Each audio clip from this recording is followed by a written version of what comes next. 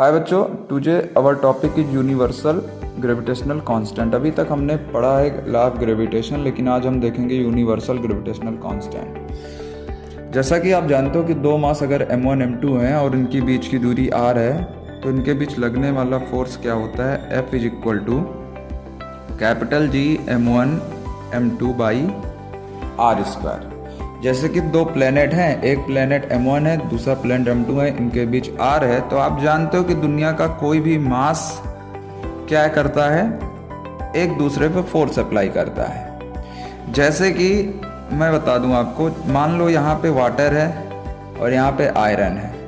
अब आपको एक तरीके से देखने पे लगेगा कि वाटर और आयरन एक दूसरे को क्या करते हैं, अट्रैक्ट नहीं करते हैं, लेकिन बहुत ही सटल लेवल पे वाटर भी मास है, आयरन भी मास है।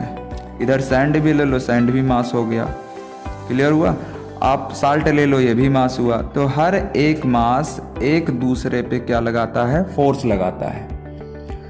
क्योंकि इनकी क्वांटिटी कम होने की वजह से ये फोर्स इतना कम होता है कि इसको हम फील नहीं कर पाते हैं। ये बहुत ही स्मॉल फोर्सेस हैं जो कि हमें देखने पे नॉर्मल लाइफ पे ऐसा लगता है कि इसमें फोर्स ही नहीं लग रहा। लेकिन वहीं अगर बड़े बड़े मास की, जायंट मास की बात करें, मान लेते हैं एक प्लेनेट है, प्लेनेट के बगल में कोई सैटेलाइट है, या प्लेनेट के बगल में या प्लेनेट पे ही आप खड़े रहते हो, तो आपको ऐसा लगता है कि आपको नीचे की तरफ कोई खींच रहा है। देखिए, दुनिया की हर एक चीज़ अर्थ के साथ क्या है, अटैच पड़ी है। किसी चीज़ को हम ऊपर फेंकते हैं वो नीचे गिर जाता है। क्यों? क्योंकि अर्थ एक बहुत बड़ा प्लेनेट है। इतना बड़ा मास क्या करता है, हम छोटे मास पे फोर्स लगाता है और हमें खींच के अपने पास ले आता है। तो याद रखना कि दो मास m1 और m2 एक दूसरे पे फोर्स लगाएंगे। इसको सबसे पहले मेजर किसने किया, न्यूटन ने, कि आखिर दो मास हैं तो कितना फोर्स लगाएंगे। उसके लिए इन्होंने फार्मूला दिया, capital F is equal to G m1 m2 by r square, जहाँ पे m1 एक मास है, m2 दूसरा मास है, और r क्या है, इन दोनों के बीच की दूरी है। अब कंडीशन लेते हैं, लेट कंडीशन यह है कि हम मास m1 को 1 kg मानते हैं और मास m2 को भी क्या मान लेते हैं, 1 kg मान लेते हैं। 1 kg आप आलू लाते होगे तो 1 kg का जो वेट होता है उतना वजन 1 kg के बराबर है। तो 1 kg मास m1 भी हो गया और 1 kg मास m2 भी हो गया। इनके बीच की दूरी जो r है वो 1 मीटर है। 1 मीटर मतलब कपड़े वाली जो स्केल होती है, कपड़ा हम खरीदने जाते हैं पैंट का, तो 1 मीटर का स्केल यूज करते हैं। तो 1 मीटर वो दूरी हो गई, मतलब 1 मीटर की दूरी पे दो मास m1 m2 रखे हैं। क्योंकि दुनिया का, देखिए याद रखना कि मैग्नेट को या आयरन को अट्रैक्ट करता है। कोई मैग्नेट है तो मैग्नेट को या आयरन को अट्रैक्ट करेगा। लेकिन ये क्या है, यूनिवर्सल ग्रेविटेशनल कांस्टेंट कहता है कि दुनिया का कोई भी मास है, मास के अंदर अपनी खुद की प्रॉपर्टी होती है एक दूसरे को अट्रैक्ट करना। अब आप कहोगे ये मास क्या होता है? मास मतलब दुनिया की कोई भी ऐसी चीज जो अपने आप में अस्तित्व रखती हो, जो अपने आप में एग्जिस्ट करती हो, वो सब मास है। वुड भी मास है, फूड भी मास है, वाटर भी एक तरह से मास है। तो दुनिया की हर चीज में क्या है, मास है, जिसे हम टच कर सकते हैं। तो अब यह एक तो क्या होता है कि हर एक मास अपने आप में अलग है, लेकिन इन सब में एक चीज कॉमन है कि हर मास दूसरे को अट्रैक्ट करता है। आयरन की तरह नहीं, क्योंकि ये एक अलग टाइप का फोर्स है। एक अलग टाइप का फोर्स का मतलब, जैसे आयरन मैग्नेट को अट्रैक्ट करता है, एक अलग तरह का फोर्स है। चार्ज को अट्रैक्ट करता है, अलग तरह का फोर्स है। इसी तरह से मास को अट्रैक्ट करता है, ये अलग तरह का फोर्स है। और उस अट्रैक्शन के लिए जो फार्मूला मिलता है वो मिलता है capital G m1 m2 by r square. अब मैं कह रहा हूं कि इसमें में से जो मास है उसको फिक्स कर लेते, चलिए 1 kg और दूरी भी फिक्स कर लेते हैं। अगर हम ऐसा करते हैं तो हमें लगता क्या है, हमें क्या मिलता है, F is equal to G, mass 1 kg, दूसरा मास 1 kg और दूरी भी 1, तो 1 का स्क्वायर, तो F इज इक्वल टू आपको मिलेगा G। F is equal to क्या मिलेगा, G। अब इस सेंटेंस का कहने का मतलब समझिए, यहीं से आपका यूनिवर्सल ग्रेविटेशनल कांस्टेंट क्लियर हो जाएगा। सेंटेंस और जी की वैल्यू क्या होती है समझिएगा। अब क्या किया गया कि एक एक केजी के दो चीज़ों को, मान लो इधर रखा हमने मड हो गया और इधर वाटर हो गया, दोनों 1 केजी के हैं, या 1 केजी का लोहे का टुकड़ा भी हो सकता है, कुछ भी 1 केजी को 1 मीटर दूरी पे रखोगे तो एक फोर्स निकल के आता है।